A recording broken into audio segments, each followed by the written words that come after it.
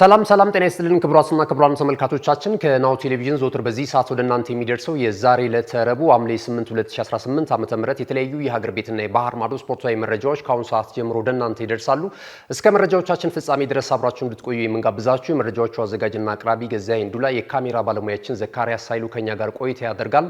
አብራችሁን እንድትሆኑ በድጋሚ በመጋበዝ ወደ ቀዳሚ የሀገር ቤት ስፖርታዊ መረጃዎቻችን በዚሁ እናልፋለን።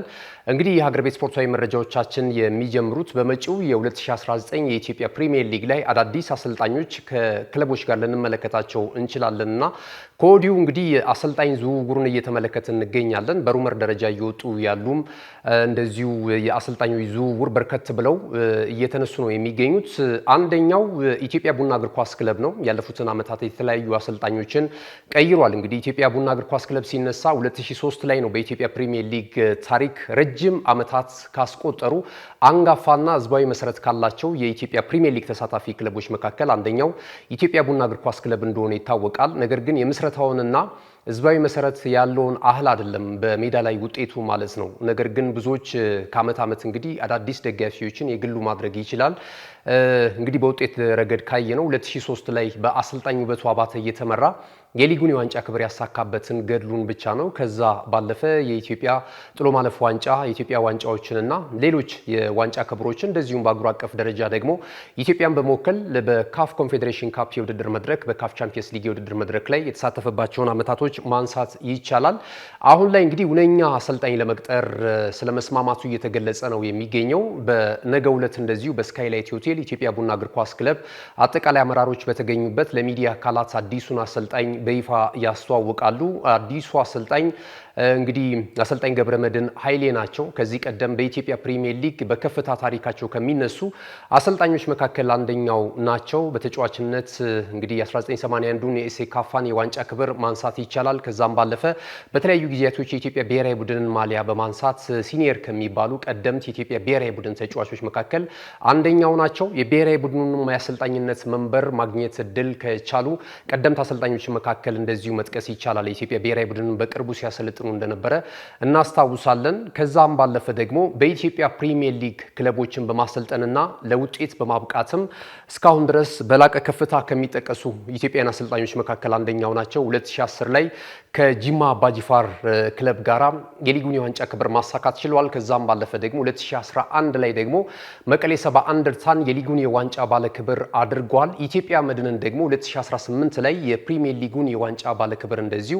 አብረው ማንሳት የቻሉበትን አጋጣሚ ማንሳት ይቻላል እና በኢትዮጵያ እግር ኳስ ታሪክ በአሰልጣኝነት መንበር ስኬታማና ውጤታማ ከሚባሉና በቀዳሚነት ከሚነሱት አሰልጣኝ ጋር አሰልጣኝ ገብረመድህን ኃይሌን ለመቅጠር መስማማታቸው ተነግሯል ማለት ነው። ነገ በአጠቃላይ በስካይላይት በሚደረገው እውቅና ወይም ደግሞ ለእግር ኳስ ቤተሰቡ ለክለቡ ደጋፊዎች በሚያስተዋውቁት ሂደት ደግሞ አዳዲስ መረጃዎችን ምን ያህል በክለቡ ቆይታቸው ሊከፈላቸው ይችላል የሚሉትንና የቆይታቸውን የውል ኮንትራትን በተመለከተ እንግዲህ መረጃዎችን ወደ እናንተ የምናደርስ ይሆናል። ሌላኛው የጭምጭምታ መረጃችን ደግሞ የሚሆነው የመቻል እግር ኳስ ክለብ ነው። መቻል እግር ኳስ ክለብን በተመሳሳይ በ2019 የውድድር ዘመን በአዲስ አሰልጣኝ ልንመለከተው እንደምንችል እየተገለጸ ነው የሚገኘው። ከዚህ ቀደም ወጣቱ አሰልጣኝ ሙሉጌታ ምህረት ይዞት በተጠናቀቀው የውድድር ዘመን ተመልክተነዋል ማለት ነውና አሁን ደግሞ ከውበቱ አባተ ጋራ እንደዚሁ ከስምምነት ላይ መድረሳቸው እየተነገረ ይገኛል። ክለቡ በእርግጥ ይፋ አላደረገውም እስካሁን ድረስ። ያለው ሂደት ግን በጥሩ ሁኔታ እየተጓዘላቸው እንዳለ እየተገለጸ ይገኛል። ምናልባት የነባሩን ደግሞ ወይም ደግሞ የቀድሞውን የአሰልጣኝ ሙሉጌታን ምህረት የኮንትራት ውል በተመለከተ አንዳንድ ጉዳዮች በእርግጥ የሚነሱ አሉ። እነዚህን መቋጨት ከቻሉ ግን መቻሎችን በ2019 የኢትዮጵያ ፕሪሚየር ሊግ ላይ በቴክኒካል ኤሪያው ላይ በአዲስ አሰልጣኝ እንደዚሁ እየተመሩ የምንመለከትበት እድል ሰፊ ስለመሆኑ መረጃዎች እየጠቆሙ ይገኛሉ።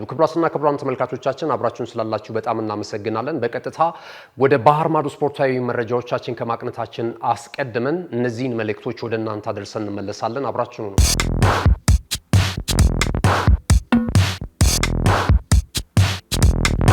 የማድረስ አገልግሎት የወደፊት ዕጣ ፈንታ እዚህ ደርሷል። በትሩዝ የታገዘም ትሩዝ ዴሊቨሪን እናስተዋውቆ።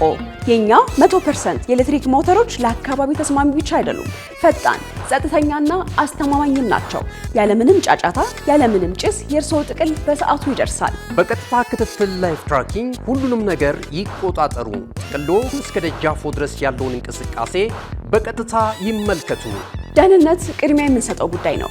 በእኛ የተቀባይ ማረጋገጫ ሪሲቨር ኮንፈርሜሽን ዘዴ ጥቅሎ በትክክለኛው እጅ መግባቱ እናረጋግጣለን።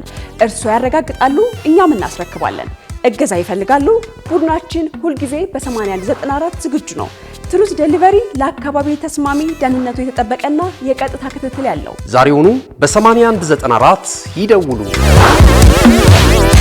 ተመልሰናል። ክቡራትና ክቡራን ተመልካቾቻችን ይህ ናሁ ቴሌቪዥን ነው። ናሁ ስፖርትን በመከታተል ላይ ትገኛላችሁ። ቀደም ሲል በሀገር ቤት ስፖርታዊ መረጃዎቻችን የአሰልጣኞችን ሹምሽር በተመለከተ መረጃ ወደ እናንተ አድርሰናል። አሰልጣኝ ሙሉጌታ ምህረት እንደዚሁ ከመቻል ጋር ለመለያየት ከጫፍ ስለመድረሳቸው፣ እንደዚሁም አሰልጣኝ ገብረ መድህን ኃይሌ ደግሞ ኢትዮጵያ ቡና እግር ኳስ ክለብን ለመረከብ እንደዚሁ ስለመቃረባቸው የተመለከቱ መረጃዎችን ወደ እናንተ አድርሰናል። ከዚህ ሰዓት ጀምረን ደግሞ ከባህር ማዶ ያገኘናቸውን ስፖርታዊ መረጃዎች ነው ወደ እናንተ የምናደርሰው።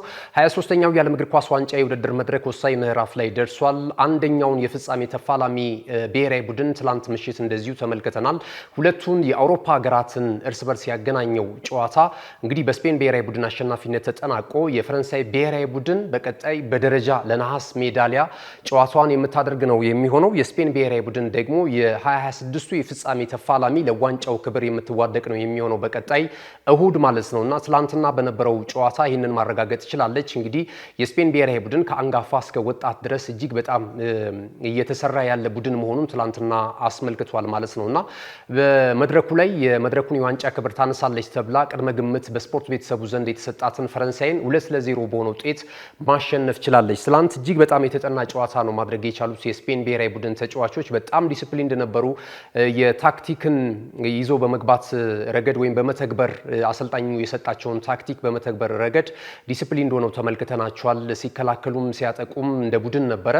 የፈረንሳይ ብሔራዊ ቡድን ደግሞ በተቃራኒው እንግዲህ እንደኔ አረዳድ ጎል ለማግባት የቸኮሉ እንደገና ደግሞ በተናጠል ነበር አብዛኞቹ ሙከራቸውና እንቅስቃሴያቸው የነበረውና በቀላሉ ከዚህ ቀደም የመጡበት መንገድ ነገሮች ቀሏቸው ነበረ። በግልም ሄደው ጎሎችን ሲያስቆጥሩ የነበረበትን ሂደት እናስታውሳለን። እንደ ቡድን ግን በጣም ተደራጅቶ የተመለከትነው ትላንትና የስፔን ብሔራዊ ቡድን እንግዲህ 2-0 በሆነ ውጤት ጨዋታውን በማሸነፍ ወሳኙን ምዕራፍ ወይም ደግሞ የዋንጫውን ሽሚያ ከ2010 በኋላ ወደ ፍጻሜ ማለፍ የቻለበትን ውጤት ማስመዝገብ ችሏል ማለት ነውና አሁን እንግዲህ ከ16 ዓመታት በኋላ የመድረኩን የዋንጫ ክብር ለማሳካት እንደዚሁ ቀጣይ እሁድ ከእንግሊዝና ከአርጀንቲና ብሔራዊ ቡድን አሸናፊ ጋራ የፍጻሜ ጨዋታቸውን የሚያከናውኑ ነው የሚሆነው። የፈረንሳይ ብሔራዊ ቡድን ደግሞ ለደረጃ ጨዋታውን ያደርጋል። ክሊያን ምባፔ በ3 ተከታታይ የዓለም እግር ኳስ ዋንጫ የውድድር መድረክ ላይ ለፍጻሜ ለመቅረብ የነበረው ጉዞ ሳይሳካለት ቀርቷል። የ2018ቱን የመድረኩን የዋንጫ ክብር አሳክቶ ነበር በሩሲያ በተስተናገደው ማለት ነው። የ2022 ላይ የፍጻሜ ተፋላሚ ነበሩ። አሁን ደግሞ እንደዚሁ ለደረጃ ጨዋታቸውን የሚያከናውኑ ነው የሚሆነው። ክሊያን ምባፔ ግን በጣም አስገራሚ ጉዞን ማድረግ የቻለበትን የዓለም ዋንጫ ነው በዚህ ማስመልከት የቻለው። ከሊዮኔል አንድሬስ ሜሲ ጋር 8 ግቦችን አስቆጥሮ የከፍተኛ ጎል አስቆጣሪነቱን ትራክ በቀዳሚነት እየመሩ ነው የሚገኙት። የስፔን ብሔራዊ ቡድን 37 ጨዋታዎችን በተከታታይ ባለመሸነፍ እንግዲህ የዓለም ክብረ ወሰንን ይዟል። ከዚህ ቀደም የጣሊያን ብሔራዊ ቡድን ነበረ ለረጅም ጊዜ በብሔራዊ ቡድን ደረጃ ባለመሸነፍ 37 ጨዋታዎችን መጓዝ የቻለው። ስለዚህ ትላንት የስፔን ብሔራዊ ቡድን ደግሞ 37ኛውን ጨዋታ በድል መደምደሙን ተከትሎ ይህንን ክብረ ወሰን መጋራት ችሏል ማለት ነው። በፍጻሜው ደግሞ ዋንጫውን የሚያነሳ ከሆነ አሸንፎ ባለመሸነፍ ወደ 38 ጨዋታዎችን በማሸነፍ ክብረ ወሰኑን የግሉ ያደርጋል ከጣሊያን ተቀብሎ ማለት ነውና ያንን ለማድረግ እንግዲህ የፊታችን እሁድ የሚደረገውን የፍጻሜ ጨዋታ የምንመለከት ይሆናል። አጠር እናድርጋቸው የመረጃዎቻችንን። እንግዲህ ዛሬ የሚደረገው ሌላኛው የግማሽ ፍጻሜ ጨዋታ ደግሞ በአርጀንቲናና በሀገረ እንግሊዝ መካከል የሚደረገው ጨዋታ ትልቅ ትኩረትን ስቧል። የአርጀንቲና ብሔራዊ ቡድንና የእንግሊዝ ብሔራዊ ቡድን ፖለቲካዊም አንድምታ ያለው የዛሬው የግማሽ ፍጻሜ ጨዋታ ትልቅ ትኩረትን ነው የሳበው። የሁለቱ ሀገራት እንግዲህ የፖለቲካዊ ግንኙነታቸውን ከተመለከትን 1982 ላይ በደቡብ አትላንቲክ ውቅያኖስ ላይ ዳርቻ እንግዲህ ከነበሩት የፎክላንድ ደሴቶች ጋር በተገናኘ የይገባኛል ጦርነት አድርገው ጦርነቱ ለአጭር ጊዜ የተደረገ ቢሆንም ነገር ግን ደግሞ በእንግሊዛውያን አሸናፊዎች ነበር የተጠናቀቀው። ከ4 ዓመት በኋላ የዓለም እግር ኳስ ዋንጫ የውድድር መድረክ ሜክሲኮ ላይ ተደርጎ ነበርና በዛ እንቅስቃሴ ላይ በግማሽ ፍጻሜው ሁለቱ ብሔራዊ ቡድኖች ተገናኝተው እንግዲህ በጦር አውድ ላይ ወይም ደግሞ በጦር ሜዳ ላይ የተሸነፉት አርጀንቲናዎች በዲያጎ አርማንዶ ማራዶና ታምራዊ ጎሎች በግማሽ ፍጻሜ 2-1 በሆነ ውጤት በማሸነፍ ዛሬም ድረስ የሚኮሩበትን ዛሬም ድረስ እንግሊዛውያንን የበለጠ ንዴት ውስጥ የሚከትና የሚታወስ ለእንግሊዛውያን በጣም መጥፎ የነበረ ክስተትን ተመዝግቧል ማለት ነውና ያንን ለመበቀል ትክክለኛው ጊዜ አሁን ነው የሚሉ መረጃዎች እየወጡ ነው የሚገኙት ከወደ እንግሊዝ ማለት ነውና ይህንን መበቀል ይፈልጋሉ። ያኔ ደግሞ እንግዲህ አንድ ኦፍ ጋድ ተብሎ እየተጠራ ዛሬም ድረስ የምንመለከተው የማራዶና በእጁ ያገባት ጎል ዛሬም ድረስ እንግዲህ ለእንግሊዛውያን ትልቅ እግር እሳት ሆኖ እየተመለከት ነው እንገኛለንና ይህንን የመበቀያቸው ጊዜ ዛሬ እንደሆነ ያስባሉ። እንግዲህ እስካሁን ድረስ የእንግሊዝ ብሔራዊ ቡድንና የአርጀንቲና ብሔራዊ ቡድን ለ6 ጊዜያት ያህል ተገናኝተዋል። ሶስቱም በማሸነፍ የሚመሩት እንግሊዛውያን ናቸው እነዚህን ጨዋታዎች ማለት ነው። በ1962 የመጀመሪያ ግንኙነታቸው በመጀመሪያው ዙር ተገናኝተው እንግዲህ 3-1 በሆነ ውጤት የእንግሊዝ ብሔራዊ ቡድን አሸንፏል። ከዛም ባለፈ 1966 በታሪኳ ለመጀመሪያ ጊዜ የዓለም እግር ኳስ ዋንጫ የውድድር መድረክን ብቸኛውን የዋንጫ ክብር እንግሊዝ ስታሳካ በግማሽ ፍጻሜው እንደዚሁ አግኝታት 1-0 በሆነ ውጤት አርጀንቲናን አሸንፋታለች። የ1986ቱ ቀደም ሲል ያነሳ ነው ከፖለቲካ ጋር የሚገናኘው ይህ ጨዋታ ደግሞ እንደዚሁ ዲያጎ አርማንዶ ማራዶና ባስቆጠራቸው 2 ግቦች 2-1 በሆነ ውጤት በወቅቱ የአርጀንቲና ብሔራዊ ቡድን ነበር ማሸነፍ የቻለው። 1998 አርጀንቲና 4-3 በሆነ ውጤት በመለያ ምት ማሸነፍ ችላለች። ከዛም ባለፈ 2002 ደግሞ ደቡብ ኮሪያና ጃፓን በጣምራ ባስተናገዱት የዓለም እግር ኳስ ዋንጫ የውድድር መድረክ ላይ ደግሞ 1-0 በሆነ ውጤት እንደዚሁ እንግሊዝ ማሸነፍ የቻለችበትን ሁኔታ ማስተዋስ ይቻላልና ዛሬ በተለይ ሊዮኔል አንድሬስ ሜሲ የሚያደርገው እንቅስቃሴ ከእንግሊዝ ብሔራዊ ቡድን ጋር እስካሁን ድረስ ጨዋታ አድርጎ አያውቅምና ይሄ ተጫዋች የእንግሊዝ ብሔራዊ ቡድን ተከላካዮችን በምን አይነት ሁኔታ ሊያልፋቸው ይችላል፣ እነሱስ ምን ያህል ከሱ የሚመጣውን ጥቃት መከላከል ይችላሉ የሚለው ነገር እንግዲህ ዛሬ የሚጠበቅ ይሆናል። ይህንን በተመለከተ በጣም አጠቃላይ በሁለቱ ሀገራት በአርጀንቲናና በእንግሊዝ ብሔራዊ ቡድን ከሜዳ እንዲሁም ደግሞ ፖለቲካዊ አንድምታውን የሚዳስስ በጣም ጥሩ አጭር ፕሮዳክሽን ተዘጋጅቷል። በባልደረባችን ጋዜጠኛ ቦጋለ ተስፋዬ ነው ይሄ ፕሮግራም የተዘጋጀው። ይህንን ፕሮግራም እስኪ ተከታትለን እንመለስ። ከጦር ሜዳው እስከ ኳስ ሜዳ የደም ባላንጣዎች፣ የሳር ሜዳው ላይ የቼስ ጨዋታ፣ አንዱ ነክሶ አንዱ የሚበላበት ጉድ፣ የተሸነፈ ቡድን አንገቱን ቀና አድርጎ ሀገሩ የማይገባበት የክፍለ ዘመኑ ታላቅ ፍልሚያ፣ የ2026ቱ የእንግሊዝና አርጀንቲና የምድር ላይ ጦርነት፣ 90 የጭንቀት ደቂቃዎች፣ ከ66ቱ የወንበል የዓለም ዋንጫ፣ ከራቲቲ ቀይ ካርድ ውዝግብ እስከ 1982ቱ የፎክላንድ ጦርነት፣ ከ1986ቱ የማራዶና የእግዚአብሔር እጅ እስከ 1998ቱ ዴቪድ ቤካም ቀይ ካርድ ትዝታዎች፣ ከ2002ቱ የኮሪያ ጃፓን በቀል እስካሁኑ አዲሱ ትውልድ ደም ውስጥ ሲቀጣጠል የሚኖር የታሪክ ቁርሾና በቀል ነው ይሄ። እንግሊዞች በወርቃማ ትውልዳቸው ፍጥነትና ጉልበት የአርጀንቲናን ምሽግ ለመስበር የሚደረግ የክተት አዋጅ፣ የአርጀንቲናውያን የደቡብ አሜሪካዊ ወንዴና ረቂቅ ጥበብ፣ የፎክላንድ ሽንፈት መበቂያ ሌላ አውድማ፣ የታሪክ የፖለቲካ የደምና የክብር ድብልቅ ስሜት። እዚህ መድረክ ላይ የቆዩ ቁስሎች ይሻራሉ፣ አዲስ ታሪክ ይጻፋል። የዘመናት ባላንጣነት ሕያው ሆኖ ይኖራል። እንግሊዝ በአርጀንቲና የባቡር ሐዲድ ስትዘረጋ አንድ ትልቅ ስጦታ ለአርጀንቲናውያን ይዛ በቃለች። እሱም እግር ኳስ። አርጀንቲናውያን ጨዋታውን ወስደው የራሳቸውን የላቲን ውበትና ታክቲክ አከሉበት። በመጨረሻም ይህ የወዳጅነት መገናኛ ወደ ፍጹም የፉክክር ተቀየረ። የ1966ቱ የዓለም ዋንጫ ይህ አንዱ ማሳያ ነው። የ1966ቱ በሩብ ፍጻሜው እንግሊዝና አርጀንቲና ተገናኙ። ጨዋታው በኃይል የተሞላ ነበር። የአርጀንቲናው አምበል አንቶኒ ራቲቲን በዳኛው በቀይ ካርድ ሲባረር ከሜዳው አልወጣም ብሎ ረጅም ደቂቃዎችን ተከራከረ። የዌምብሌ ስቴዲየም በቁጣ ተናጠ። እንግሊዝ 1-0 አሸንፋ ስትወጣ የእንግሊዙ አሰልጣኝ አሊ ፍራምሴ ተጫዋቾቻቸው ከአርጀንቲናውያን ጋር ማሊያ እንዳይለዋወጡ ሰላምም እንዳይባባሉ ከለከሉ። አርጀንቲናውያን አውሬ ሲሉ ጠሯቸው። ይህ ቃል በቦነስ አይረስ የዘመናት ቁስልና ጥላቻን ወለደ። የአርጀንቲናውያን የ1966ቱ ጨዋታ ስፖርታዊ ሽፈት ብቻ አልነበረም፣ የአውሮፓውያኑ የበላይነት ማሳያ፣ የክብር መነካካት ተደርጎም ተወሰደ። የ1982ቱ የፎክላንድ ጦርነት በአርጀንቲና ወታደራዊ ጁንታና በብሪታንያዋ የብረት እመቤት ማርጋሪት ታቸር መካከል ደም አፋሳሽ ጦርነት ተደረገ። ይህ ጦርነት የ655 አርጀንቲናውያንና የ225 ብሪታውያን ወታደሮች ሕይወት ቀጠፈ። አርጀንቲና ተሸነፈች። ሕዝቧም ባዘንና በቁጭት ተሞሉ። ጦርነቱ በአርጀንቲናውያን ብሔራዊ ስሜት ላይ ትልቅ ጠባሳ ጥሎ አለፈ ሲሆን እግር ኳስን የዚህን የበቀልና ብሔራዊ ክብር ማስመለሻ መድረክ አድርገው እንዲመለከቱት አድርጓቸዋል።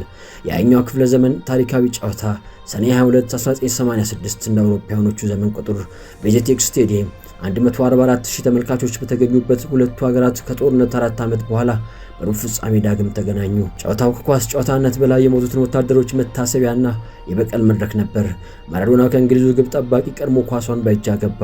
እንግሊዞች ክህደት ሲሉት፣ አርጀንቲናውያን ግን ይሄማ ፍትህ ነው አሉት። ከደቂቃዎች በኋላ ማራዶና ከመሃል ሜዳ ተነስቶ 5 የእንግሊዝ ተጫዋቾችንና ግብ ጠባቂውን ጭምር አታለው ክፍለ ዘመኑን አስደናቂ ግብ አስቆጠረ። ማራዶናም ከድሉ በኋላ እንዲህ አለ። ይህ ጨዋታ ለኛ ግጥሚያ ብቻ አልነበረም፣ በፎክላንድ ለሞቱት አርጀንቲናውያን የበቀል እርምጃ እንጂ። እግር ኳስን ብንጫወትም እያሰብን የነበረው ግን ስለ ጦርነቱ ነበር አለ። ሁለቱ ባላንጣዎች በ1998ቱ የፈረንሳይ ድራማዊ ዓለም ዋንጫ በ16 ማጣሪያ ዳግም ተገናኙ። የ18 ዓመቱ ማይክል ኦዌን አስቆጠራት አስደናቂ ግብ የዴቪድ ቤካም ቀይ ካርድና የዲያጎ ሲሞኒ ተንኮል ቤካምን ከሜዳ አስወጥቶ እንግሊዝ በታሪክ ሌላ ጥቁር ጠባሳ ጣለባት። ቤካም በእንግሊዝ ምድር ተወገሰ። አርጀንቲና በፍጹም ቅጣት ምት አሸነፈች። የ2002ቱ የኮሪያ ጃፓን ዓለም ዋንጫ የቤካም በቀል ጊዜ ነበር። ቤካም በፍጹም ቅጣት ምት ያስቆጠራት ግብ እንግሊዝን 1-0 አሸናፊ ስታደርጋት ቤካምም ከሀገሪቱ ጠላትነት ወደ ብሔራዊ ጀግናነት ተቀየረ። አርጀንቲና ገና ከምድቧ ተሰናበተች። 2026 እነሆ ከ24 ዓመታት በኋላ ታሪክ ዳግም እነኚህን ባላንጣዎች በሩብ ፍጻሜ ዳግም አገናኘ። እነኚህ የ26 ትውልዶች የፎክላንድን ጦርነት አልነበሩበትም። የማራዶናን ግብ በቪዲዮን የሚያውቃት ነገር ግን ማሊያዋን ሲለብሱ ያ የዘመናት ጥላቻና የክብር ጥማት በደማቸው ደም ስር ውስጥ ይነቃል። ይህ ተራ ጨዋታ ሳይሆን የታሪክ ዕዳን የመክፈል ግዴታ ነው። የደምና የላብ ጦርነት፣ ታሪካዊ የጦር ሜዳው ቂምና የኳስ ሜዳው ቂም በቀል አንዳች በእግር ኳስ የሚወራረድ ሂሳብ እንጂ ከአረንጓዴው ሳር እስከ ጂኦፖለቲካ የእንግሊዝና የአርጀንቲና የዘመናት ባላንጣነት አሁን የለንደንና የቦነስ አይረስ የልብ ትርታ ጨምሯል። በለንደን ቢራቸውን ጨብጠው በጭንቀት የሚንቀጠቀጡ እንግሊዛውያን፣ በቦነስ አይረስ ጎዳናዎች በስሜት የሚጮሁ በሚሊዮኖች የሚቆጠሩ አርጀንቲናውያን ይህን ቀን በጉጉት እየጠበቁት ነው። ዓለም በሙሉ በአንድ ስቴዲየም ላይ አይኖቹን ጥሏል። የመልበሻ ክፍል ውጥረት፣ የዘመን ጀብደኞች ቁራጥ እይታ፣ የአዲሶቹ ኮከቦች የነርቭ ውጥረት፣ መተንፈስ እንኳን የሚከብድበት ድባብ። ይህ ተራ ኳስ ጨዋታ አይደለም። ይህ 90 ደቂቃ ሙሉ የሚቆይ ትውልድ እልህ፣ የታሪክ ጠባሳና የሀገር ክብር የሚጋጭበት የምድር ላይ ጦርነት ነው። የሁለቱ ትውልዶች ክብር፣ የሁለት ሀገራት ኩራትና በሚሊዮን የሚቆጠሩ ሰዎች የልብ ትርታ፣ በደም ውስጥ የሚፈስ የዘመናት የታሪክ ዕዳ፣ የፎክላንድ ጦርነት ትዝታና የማራዶና የእግዚአብሔር እጅ ትውፊት የተሸከመ የምድር ላይ ፍልሚያ ነው። ይህ ዛሬ ምሽት ፊሽካው ሊነፋ ሲል ቫርን በተጠንቀቅ አስደናቂው ድራማዊ ትዕይንት፣ የልብ ትርታን የሚጨምር እጅግ አጓጊ ክስተት እነሆ ሊጀመር ሰዓታት ቀርተውታል። አሜሪካም ልትዳኝ ነው። ስቴዲየም በአንድ እግሯ ትቆማለች። የደጋፊዎች ፉጨት ከብረ ዝማሬ ጋር ሲደበላለቅ ምድር ይናወጣል። ካፍታ ቆይታዋ በኋላ ጭፈራ አይዘልቅም። ጭንቀት ቦታውን ይረከባል። ደጋፊዎች በጭንቀት ጥፍሮቻቸውን ይነክሳሉ። ባንዲራዎች በአየር ላይ ይውለበለባሉ። ይህ ተራ እግር ኳስ አይደለም። ይህ በእንግሊዝና በአርጀንቲና መካከል ለዓመታት ሲንከባለል የመጣው የታሪክ ቁስል፣ የፎክላንድ ትዝታ፣ የማራዶና ጥበብ፣ የቤካምን የወለደው የዘመናት ባላንጣነት አዲሱና ቀጣዩ ምዕራፍ ነው። የግርጌ ኳስ ነገስታት ፍልሚያ፣ የሜሲና የኬን የመጨረሻ ምዕራፍ፣ የወርቃማው ኳስ ትግል፣ የሊዮኔል ሜሲና የሃሪኬን የዘመኑ ታላቅ ፍጥጫ። ከእንግሊዝ ተጫውቶ የማያውቀው የመድረኩ ድምቀት ያን ወላፈን ዛሬ ያየዋል። ወዲህ የዘመናት ስኬት፣ 8 የባላንዶር ሽልማቶች፣ የ2022 የዓለም ዋንጫ ድል ተቀናጅቶ ሜሲ ወደ ሜዳ ይገባል። ወዲህ ደግሞ ሃሪኬን አስደናቂ የግል ሪከርዶች ቢኖሩትም ከብሔራዊ ቡድኑ ጋር ያነሳቸው ዋንጫዎች የሉም። የባቫሪያኑና የሰለስቷን አብስ የምንጊዜ ምርጥ አጥቂ፣ የእንግሊዝ ብሔራዊ ቡድን ምልክት፣ ሀገሩን ወደ ታላቅ ድል ለመምራትና ስሙን በወርቅ ለመጻፍ ያለውን ፍጹም የዋንጫ ጥማት ሊወጣ ከፊቱ ሜሲ ተደቅኗል። የቀድሞ ተጫዋቾችና ታዋቂ አሰልጣኞች ትኩረታቸውን ሁሉ በዚህ ጨዋታ ላይ አድርገዋል። በእንግሊዝ እግር ኳስ ታሪክ ውስጥ ከአርጀንቲና ጋር መጋጠም ማለት ተራ ጨዋታ አይደለም። እሱ የድሮ ቂም፣ የፈሰሰ ደምና የትውልድ ጠባሳ ጭምር እንጂ። ዴቪድ ቤካም በፈረንሳይ ሜዳ ላይ ሲወድቅ ጁድ ቤሊንግሃም ገና አልተወለደም ነበር። ነገር ግን ዛሬ በ2026 የዓለም ዋንጫ ያንን የዘመናት ታሪክ ዕዳ በትከሻው ላይ ተሸክመዋል። ማራዶና መንፈሱ እንጂ እሱ የለም። ዴቪድ ቤካም ግን ከነ ልጆቹ በስታዲየሙ በአካል ይገኛል። ይህ በ11 ተጫዋቾች ብቻ የሚደረግ ጦርነትም አይደለም። ይህ ከሜዳ መስመር ውጪ በሁለት እጅግ የተለያዩ ፍልስፍናዎች፣ በሁለቱ ታላላቅ አሰልጣኞች አእምሮ መካከል የሚደረግ የቼስ ጨዋታም ነው። የእንግሊዝ ቀዝቃዛ ስሌት ከደቡብ አሜሪካውያኑ እሳታማ ስሜት ጋር ሲጋጭ ምን ይፈጠር ይሆን? መቼም ጨዋታው በኃይል ይጦፋል።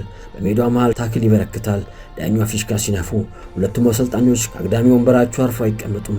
ወደ አራተኛ ዳኛ መሮጥ፣ መጮህ፣ መከራከር፣ ካሜራው ፊታቸው ላይ ያለውን ላብ፣ የደም ስሮቻቸውን መገታተርና በውጥረት የተሞላውን አይናቸውን አጉልቶ ያሳያል። የቃላት ጦርነቱ ያይላል።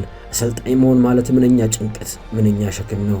ለሕዝብ ክብር፣ ለታሪክ ጠባሳ ምላሽ የመስጠት ኃላፊነት በዚህ ሰከንድ ዌምብሌና ቦነስ አይረስ የጫኑባቸውን ዕዳ በፊታቸው ላይ ይነበባል። እዚህ ቦታ ላይ ስህተት መስራት ፈጽሞ አይፈቀድም። አሁን ማራዶና የለም። ሜሲ መጨረሻ ምዕራፎቹን አጠናውቃል። በሌላ በኩል የእንግሊዝ የወርቃማው ትውልድ ዳግም ሙሉ በሙሉ በስልጣን ላይ ነው። ስሞች ይቀያየራሉ፣ ትውልዶቹ ያልፋሉ፣ ስታዲየሞችም አዲስ ይሆናሉ። ነገር ግን እንግሊዝና አርጀንቲና አረንጓዴ ሳር ላይ ሲገናኙ ሰዓት ወደ ኋላ ይመለሳል። ይህ ፉክክር መቼም አይሞትም። በላብ በደምና በአዲስ ጀግኖች ታድሶ ዘወትር ይኖራል እንጂ ይህ ከሜዳ ላይ ፍልሚያ ያለፈ ታሪክ፣ የፖለቲካ የደምና የክብር ድብልቅ ስሜትና የዘመናት ባላንጣነት ሕያው ሆኖ ከትውልድ ትውልድ አዲስ ነገር እየጨመረ እስከዛው ይኖራል። ግን ከጨዋታ በኋላ ማን ስቆ ማን ያለቅሳል? ማንስ ታሪክ የማይረሳው አዲስ ጠባሳ ከትቦ ያልፋል? ረቡዕ ምሽት ጊዜ መልስ ይሰጣል። ካሽጎ በየትኛውም ዓለም ሆነው በማንኛውም ሰዓት ለወገኑ የሚደርሱበት ፈጣን የገንዘብ መላኪያ ተከፈተሎ። ማስተርና ቪዛ ካርዶን በመጠቀም ከ5 እስከ 20 ዶላር የሚልኩበት አዲስ የገንዘብ መላኪያ መንገድ። ካሽጎን ለየት የሚያደርገው የትኛውም የገንዘብ ዝውውር በፍጥነት አገልግሎት ከመስጠቱም ባሻገር ለማንኛውም አገልግሎት ምንም አይነት ክፍያ አለመጠየቁ ነው። በሀገራችን ታሪክ ገንዘብን ከውጪ ወደ ሀገር ቤት በማስተላለፍ በመተግበሪያ መልክ አገልግሎት መስጠት የጀመረው የመጀመሪያው ሀገር በቀል የገንዘብ መላኪያ ዘዴ ካሽጎ ከ4500 በላይ ባሉ የባንክ ቅርንጫፎች አገልግሎት እየሰጠ ይገኛል። ገንዘቦን በሰኮንዶች ልዩነት ውስጥ ይፈልጉ በአካውንቶ ወይንም በእጆ ቆጥረው የሚወስዱበት ልዩ ዘዴ። በቅርቡ ሁሉንም ኢትዮጵያዊ ባለቤት ለማድረግ ጉዞ የጀመረው ካሽጎ ዛሬውኑ መተግበሪያውን በስልኮ ላይ በመጫን የአገልግሎቱ ተጠቃሚ ሆኖ። ፍጥነት መለያችን፣ ኢትዮጵያን መክፈቻችን፣ ካሽጎ ነው መላኪያችን። ካሽጎ የአዲሱ ትውልድ ብራንድ። ተመልሰናል። ክቡራትና ክቡራን ተመልካቾቻችን፣ አሁን ደግሞ አጫጭር ስፖርታዊ መረጃዎችን ወደ እናንተ እናደርስና የመረጃ ሰዓታችንን እናጠናቀቃለን። በርካቶች ናቸው ሀሳብ አስተያየታችሁን የሰጣችሁን። ትላንት በነበሩ ጥያቄዎች ላይ የተሳተፋችሁ ካለን ሰዓት አንጻር አጠር አድርገን የተወሰኑትን ተመልካቾቻችንን ስም ከፍ እናደርጋለን። ሀብታሙ ሞገስ፣ ሚሊዮን፣ ቴድሮስ ኃይሉ፣ ዳንኤል ገብሬ፣ ኃይሉ ቶሎሳ፣ አስናቀ ኢመር፣ መሐመድ ዳንኤል ተገኝ፣ ሰለሞን ኪሮስ እንደዚሁም በድሉ አለሙና ተስፋዬ ጃራ እንግዲህ የተለያዩ ጥያቄዎችን በጠየቅንበት ጊዜ ዓለም ዋንጫን የተመለከቱ መልሶችን ወደኛ አድርሳቸዋል። በጣም እናመሰግናቸዋለን። ከዛ ባለፈ ደግሞ የዞትር ተመልካቻችን የሆኑትና የተለያዩ ሀሳብ በመስጠት የሚያበረታቱን አቶ ሻውሌ ዳኝን ደግሞ በጣም እናመሰግናለን። እሁድና ቅዳሜ ጠፋ ብላችሁ ነበረ፣ ስለመጣችሁ ደስ ብሎናል የሚል አስተያየት ሰጥቶናል። እኛም እጅግ በጣም እናመሰግናለን። ወደ ዛሬ ጥያቄዎች እንለፍና እንግዲህ በየትኛው የዓለም ዋንጫ ነበረ ዲያጎ አርማንዶ ማራዶና እንግዲህ አርጀንቲና ብሔራዊ ቡድን 2-1 በሆነ ውጤት አሸንፋ የመድረኩን የዋንጫ ክብር እንድታሳካ ያስቻለው? ይሄ እዚህ የ1986ቱን የዓለም እግር ኳስ ዋንጫ የውድድር መድረክ አስተናግዳው የነበረችውን ሀገር ስም ነው የምጠቅሱልን። የዛሬ የናሁ ስፖርት የመጀመሪያው ጥያቄ ይህንን ይመስላል። ክቡራትና ክቡራን ተመልካቾቻችን አጫጭር የዝውውር መረጃዎችን ወደ እናንተ እናደርሳለን። የአርሰናልን መረጃ ቀዳሚ እናደርጋለን። አዮ ቦሃዲን የተመለከተ መረጃ ወደ እናንተ ስናደርስ አርሰናል ከዚህ ዝውውር ጨረታ ራሱን ስለማግለሉ እየተገለጸ ይገኛል። ከዚህ ቀደም በስፋት ከአርሰናሎች ጋር ሲያያዝ የነበረው አዮ ቦሃዲ አሁን ደግሞ ማንቸስተር ሲቲዎች የበለጠ የዝውውሩን ሁኔታ እየመሩት እንዳሉ ተገልጿል ማለት ነው። ይልቁኑ አርሰናል ብሩኖ ጉማሬዥን በዚህ ቦታ ላይ ለማስፈረም ከፍተኛ ጥረት በማድረግ ላይ እንደሚገኝ ነው እየተነገረ የሚገኘው ማለት ነው። የ18 ዓመቱ ይህ ሞሮኮዊ ኢንተርናሽናል 100 ሚሊዮን ፓውንድ የፈረንሳዩ ክለብ ሊል ወይም የተጫዋቹ ባለንብረት ክለብ ሊል ለጥፎበታል። ዋጋው በጣም ተወዷል። እንደገና ደግሞ በመጪው አዲሱ የውድድር ዘመን በዛው በሊል በውሰት ውል እንዲቆይላቸው ይፈልጋሉና ይህ ያላስመማቸው አርሰናሎች ሌላውን አማራጭ የብሩኖ ጉማሬዥን ጉዳይ የበለጠ ጠበቅ አድርገው እየተከታተሉት እንዳሉ እየተገለጸ ነው የሚገኘው። ጋላታሳራይ የማንቸስተር ሲቲውን የአማካኝ ስፍራ ተጫዋች ቲጃኒ ሬንደርስን ለማስፈረም ፍላጎት እንዳላቸው እየተገለጸ ይገኛል። ተጫዋቹ በእርግጥ በዜጎቹ ቤት እስከ 2030 የውድድር ዓመት የሚያቆየው የውል ኮንትራት አለውና የቱርኩ ክለብ ግን የዚህን ተጫዋች ፊርማ ለማግኘት ከፍተኛ ጥረት በማድረግ ላይ እንደሚገኝ እየተገለጸ ነው የሚገኘው። ወደ ሌላው መረጃችን ስናልፍ ደግሞ የቪኒ ጁኒየርን ጉዳይ እናገኛለን። ቪኒ ጁኒየር እንግዲህ በዓለም እግር ኳስ ዋንጫ የውድድር መድረክ ከሀገሩ የብራዚል ብሔራዊ ቡድን ጋር ጥሩ ጉዞ ያደርጋል ተብሎ ግምት ተሰጥቶት ነበር። በግል እሱ ጥሩ እንቅስቃሴ ማድረግ ይችላል። ነገር ግን ደግሞ በዓለም ዋንጫው እንግዲህ የቀድሞዋን ወይም ደግሞ የመድረኩን የ5 ጊዜ ባለክብር ብራዚልን መመልከት አልቻልንም። እንግዲህ በኖርዌይ ተሸንፋ ከውድድር መድረኩ መሰናበቷ የሚታወስ ነው ማለት ነውና አሁን ላይ ከዓለም ዋንጫው ውጪ ከሆኑ በኋላ ቪኒ ጁኒየር በተለይ ሪያል ማድሪድን የማይወክሉ የሪያል ማድሪድን ግንኙነቱን የበለጠ ሊያደበዝዙ የሚችሉ አንዳንድ ምስሎችን በሶሻል ሚዲያ ፕሮፋይሉ ላይ እንደዚሁ እየለጠፈ እንደሚገኝ በርካቶች እያነጋገረ ነው የሚገኘው። ከቆይታውም ጋር እያያያዙት ነው የሚገኙት እንግዲህ የመረጃ ምንጮቹ ማለት ነው። ቪኒ ጁኒየር ወደ 400,000 ፓውንድ በሳምንት ይከፈለዋል በሪያል ማድሪድ ቤት ማለት ነው። በአጠቃላይ ከተመለከትነው 18 ሚሊዮን ዩሮ ነው የሚያገኘው በሪያል ማድሪድ ቤት ማለት ነውና አሁን ላይ ይህንን የውል ኮንትራት ወደ ላቀ ደረጃ ከፍ ማድረግ ይፈልጋሉ። ሪያል ማድሪዶች ወደ 18 ሚሊዮን ዩሮ በአመት ሊከፍሉት ይፈልጋሉ። ነገር ግን የተጫዋቹ ወኪልና ቪኒ ጁኒየር ራሱ ፍላጎቱ እስከ 30 ሚሊዮን ዩሮ ድረስ በአመት እንዲከፍሉት እንደዚሁ እንደሚፈልግ እየተነገረ ይገኛል። ይህንንም ተከትሎ ሪያል ማድሪድ ከዚህ ከ18 ሚሊዮን ዩሮ በላይ ተጫዋቹን የውል ኮንትራት የማደስ ፍላጎት የላቸውም ተብሏልና አዳዲስ ክለቦች ይህንን መሰረት በማድረግ እንግዲህ ተጫዋቹን ለማስፈረም በእንቅስቃሴ ላይ እንደሚገኙ እየተገለጸ ይገኛል። አርሰናል ነው አንደኛው ስሙ ከቪኒ ጁኒየር ጋር እየተያዘ የሚገኘው ማለት ነውና አርሰናሎች ብዙ የቤት ስራ ይህን ዝውውር ለማጠናቀቅ ቢጠብቃቸውም ነገር ግን የሁኔታውን እግር በእግር በተለይ የክለብ ስፖርቲንግ ዳይሬክተር አንድሪያ ቤርሳ እየተከታተሉት እንዳሉ ከወደ ስፔን የሚወጡ መረጃዎች እየጠቆሙ ይገኛሉ። አሁን ላይ በቪኒ ጁኒየር እና በሪያል ማድሪድ ሰዎች መካከል ጥሩ መግባባት እንዳሌለ እየተገለጸ ነው የሚገኘው ማለት ነውና ቀጣይ መዳረሻው ምናልባት ኤምሬትስ ከሆነ ለአርሰናል ደጋፊዎች እጅጉን የተሻለ ሊሆን እንደሚችል እየተነገረ ይገኛል። ሌላኛው አጫጭር መረጃችንን ስንመለከት የማንቸስተር ዩናይትድ ጉዳይ ነው። ማንቸስተር ዩናይትድ 2 ተጫዋቾችን ማስፈረም ችሏል። ከዚህ ቀደም እንደተመለከትነው የነ ዩሪ ቴሌማንስን ማንሳት እንችላለን። እንደዚሁም ደግሞ የአንድሬ ሳንቶስን ማንሳት እንችላለን። ይህንን ካረጋገጡ በኋላ አሁን ደግሞ ቀጣይ የአማካኝ ስፍራ ተጫዋች እንዲሁም የመስመር ተጫዋች ለማምጣት ጥረት በማድረግ ላይ ነው የሚገኙት። አሌክስ ስኮት፣ እንደዚሁ ማኖ ኮኔ፣ ካርሎስ ባሌባና እንደዚሁ ፍሌክሲ ኔሜቻ ከማንቸስተር ዩናይትድ ጋር ስማቸው እየተያዘ ይገኛል ማለት ነው። ሌላኛው የመጨረሻው መረጃችን የሚሆነው የሮያል ዛባል ጉዳይ ነው። የሮያል ሶሲዳዱን ተጫዋች አርሰናሎች ለማስፈረም ፍላጎት አላቸው የሚሉ መረጃዎች እየወጡ ይገኛሉ። የተጫዋቹ ባለንብረት ክለብ ሪያል ሶሲዳድ የ25 ዓመቱን ተጫዋች በዋዛ ይለቃል ተብሎ አይገመትም። ምክንያቱም በስፔን ብሔራዊ ቡድን በዚሁ በመከናወን ላይ በሚገኘው የዓለም እግር ኳስ ዋንጫ የውድድር መድረክ ላይ ጥሩ እንቅስቃሴ እያደረገ መገኘቱን ተከትሎ ተጫዋቹ ምናልባት ወደ አርሰናል ላያመራ የሚችልበት እድል እንዳለ እየተገለጸ ነው የሚገኘው። ክቡራትና ክቡራን ተመልካቾቻችን ለዛሬ ዕለተ ረቡዕ ሐምሌ 8 2018 ዓ.ም ከሀገር ቤትና ከባህር ማዶ ያሰናዳናቸው መረጃዎቻችን ይህንን ይመስሉ ነበረ። አብራችሁን ስለነበራችሁ የምናመሰግናችሁ የመረጃዎቹ አዘጋጅና አቅራቢ ገዛኸኝ ዱላ እንደዚሁም የካሜራ ባለሙያችን ዘካሪያስ ኃይሉ ከኛ ጋር ቆይታ አድርጎ ነበር። መልካም ጊዜ ይሁንላችሁ።